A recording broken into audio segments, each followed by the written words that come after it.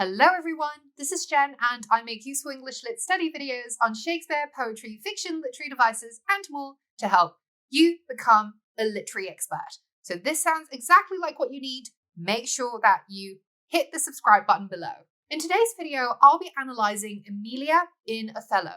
Now those of you studying the play will know that Emilia is the lady in waiting to Desdemona, who is of course Othello's wife and the female protagonist. Emilia first appears in Act 2, Scene 1, together with Desdemona when they arrive in Cyprus to meet Othello. Now, our first impression of Emilia is probably not great because she's presented in a somewhat powerless, pathetic light, as a wife who has to grudgingly swallow her husband Iago's misogynistic insults about women being naggy and dishonest. Later, however, we realise that Emilia is a woman with independent thinking and pragmatic wisdom, especially in Act 4, Scene 3, when we see her trying to console a distraught Desdemona by sharing her sobering views about marriage and fidelity. But ultimately, Emilia is a figure of marital tragedy when Iago murders her in a rage after she publicly exposes her husband's devilish schemes. Now, most of the analysis out there about Emilia tends to present her as the foil to Desdemona. Emilia is pragmatic and down to earth, whereas Desdemona is romantic and idealistic.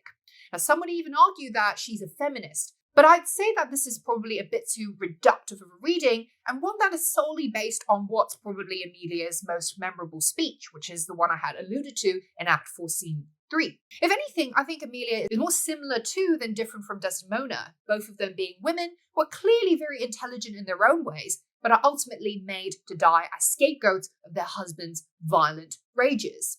What makes Emilia especially interesting, though, is her representation as a woman who is intellectually independent but socially dependent, and is made to suffer precisely for this combination. Unlike Desdemona, whose high social standing means that, had she wanted to, she would not have had to put up with ill treatment from any man and still be able to fall back on strong social and financial support, Emilia does not have the privileges which would give her this sort of leverage of freedom. So as such, Emilia is circumstantially forced to behave in ways that prioritize survival over values, despite this being a constant source of agony for her. And this, I would argue, is perhaps the greatest tragedy about women presented by Shakespeare in this play, which I'll now go on to explain with a close reading of Emilia's moments in the text.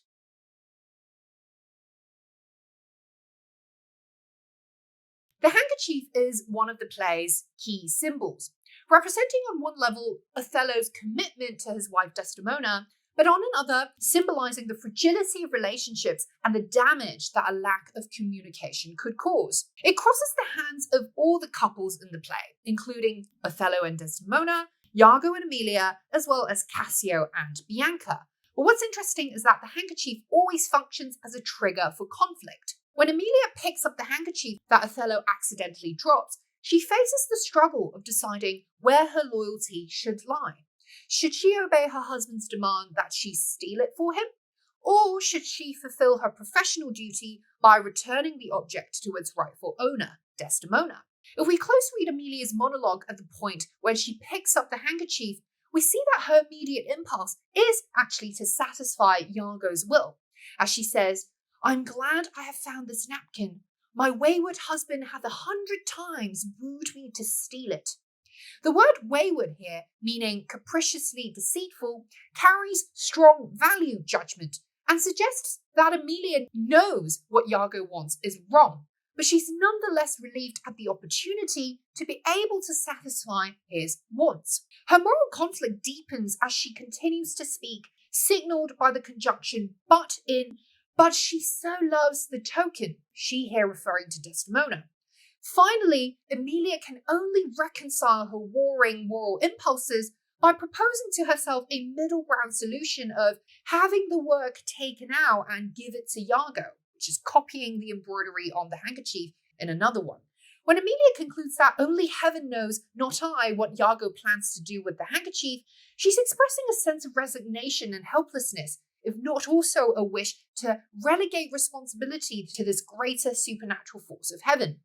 The last line, "I nothing but to please his fantasy," reinforces this impression of Emilia's powerlessness. specifically in the syntactical chiasmus of not I, nothing but. This crossing of not I, nothing brings to mind a knotted bind and the image of someone's hands being tied in hostage, which is not unlike how Emilia sees her situation in this moment. Indeed, the first thing she says to Iago upon bumping into him is a defensive self-protective remark. "Do not you chide me, I have a thing for you." The blunt, straight phrasing of these two sentences suggests that Emilia seeks to exchange a material object for personal safety, and that the marriage operates based on the logic of trade and barter rather than love and feeling. It is tragic then that despite disagreeing with Iago's senseless, at least to Emilia, demands in both reason and morality, Emilia must act against her values and accept that her role in the marriage is, ultimately, to execute her husband's orders and to comply with his whims. By the way, guys, if you find this video helpful so far, I'd massively appreciate it if you could hit the thumbs up button below and subscribe to my channel so that you don't miss out on any of my top grade lit study content going forward. I'd also encourage you to check out my membership program by clicking the join button below if you want exclusive access to members only study content and make special video requests. I'll see you there.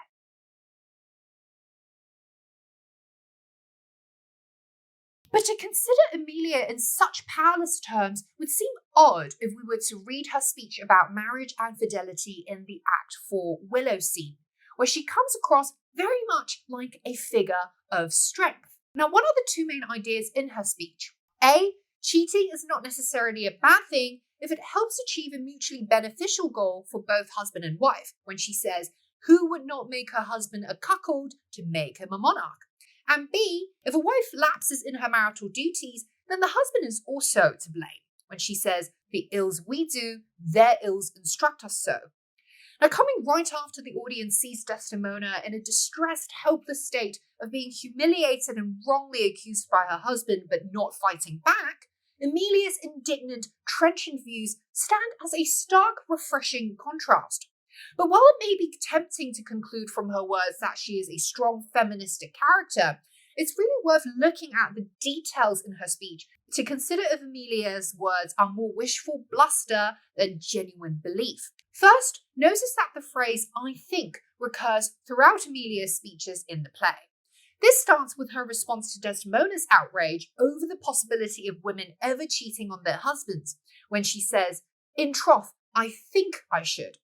And later, when she expounds on the tit-for-tat relations between husband and wife, as in, "But I do think it is the husband's fault if wives do fail," and then, "Is it sport? I think it is, and doth affection breed it? I think it doth." Now, the word "think" suggests that for all that Emilia insists about women having the power to act in potentially hurtful or vindictive ways towards their husbands, most of the time they can only think about doing such a thing, i.e. imagine or fantasize themselves having the agency and wherewithal to carry out real actions that would affect the power dynamics in a marriage. The subversive, shrewd wife who won't take her husband's abuse lying down isn't really Emilia herself.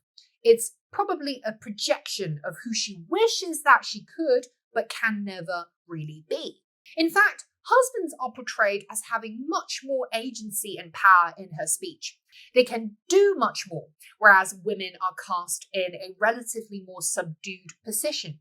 This is reflected in the proportion of vivid active verbs ascribed to men in Emilia's speech, when she says men slack their duties, pour our treasures into foreign laps, break out in peevish jealousies, strike us, scant our former having in despite, which means cut back on household allowances.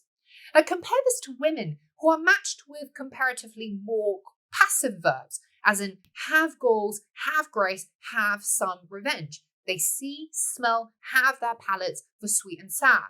There's no outward-oriented impact with having a trait, seeing, smelling, or tasting.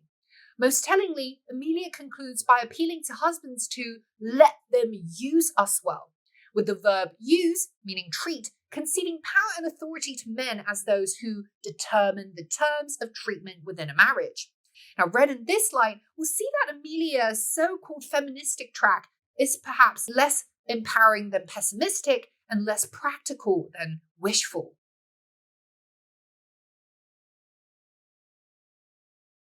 Now, we know that Emilia dies ultimately from her husband's murder, but one could argue that she had already died in mind and spirit even before her husband's brutal stabbing. In fact, Emilia anticipates her own death at the point when she discovers that Othello had killed Desdemona, when she cries, "I'll make thee known, though I lost 20 lives." And later, when she realizes that it was her husband who had propagated the lie about Desdemona and Cassio's supposed affair, when she exclaims, "I'll kill myself for grief." But is it grief that Emilia feels at this moment? Or is there also guilt, specifically guilt over not doing more to avert the course of tragedy, such as badgering Iago to explain why he wants the handkerchief so much, or persuading Desdemona earlier on to dig deeper into the roots of Othello's accusations? It's perhaps not coincidental that the phrase "I think" should reappear in this final scene, when Emilia cries, "Villainy, villainy, villainy, I think upon it, I think. Oh, villainy, I thought so then." The villainy alluded to here is on a most obvious level that of Iago's deceit and Othello's cruelty, but it could also be understood as Emilia's own villainy of being complicit, albeit unknowingly, in Desdemona's death. There's a sense of shame that Emilia feels over her endless thinking about the plight and injustices faced by women, because in thinking so much, she has not been doing anything to change the situation.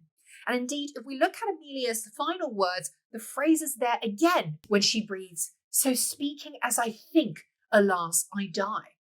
The syntactical parallel of "I think" and "I die" draws an implied causality between thinking and dying, i.e., it is in her endless rumination and thus avoidance of action that has finally led to her death.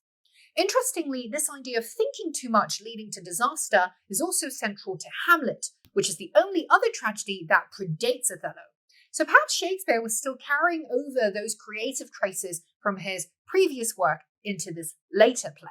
So anyway, the takeaway from all of this is that Emilia dramatizes one of the deeper tragedies that women back then faced, which is their awareness of gendered injustice, but their simultaneous inability to do anything about it. In Shakespeare's England, patriarchy was very much the socio-cultural norm. So feminism, as we understand it today, was still an anachronism. But while most women didn't receive formal education, many had the street smarts and instinctual intelligence to know that the treatment they were receiving from men, and their husbands no less, was often unjust and at times demeaning.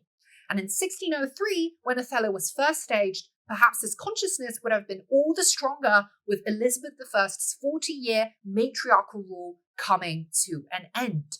And that's it for this character analysis on Emilia. I hope this gave you some new refreshing insights, and to think of Emilia not just as a feminist foil to Desdemona, but as a historical representation of what women back in the early modern era might have struggled with in both marriage and society. Now for your next video, I would recommend that you watch this one that I'm showing on the screen right now, where I discuss whether Othello is a misogynistic play with an analysis on all the female characters, including Desdemona, Emilia, and Bianca.